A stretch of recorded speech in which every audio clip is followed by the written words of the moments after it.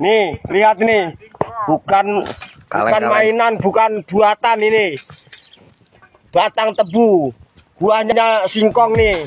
Beredar video memperlihatkan seorang petani memperlihatkan hasil kebunnya yang aneh tapi nyata. Salah satu pohon tebu yang ia tanam, punya akar singkong.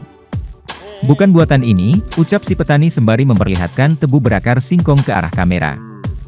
Video pohon tebu berakar singkong ini diunggah oleh akun ka_wula_alip di Instagram. Di tayangan itu si petani memegang pohon tebu berakar singkong yang baru ia cabut. Petani ini berada di kawasan kebun tempat ia bercocok tanam. Siapa yang minat boleh diambil ini, kata si petani.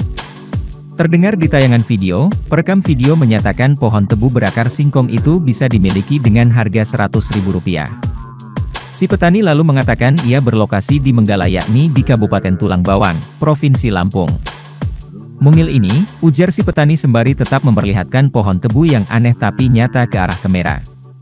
Sontak setelah video tersebut diunggah menuai berbagai komentar dari warganet. Nih, lihat nih. Bukan mainan, bukan buatan ini. Batang tebu. Buahnya singkong nih. Ayo. Oyot singkong. Siapa yang minat ini boleh diambil ini. 100.000. Gowo. Di Menggala. Unyil. Nih. Terima kasih sudah nonton. Jangan lupa like, subscribe, dan share ya.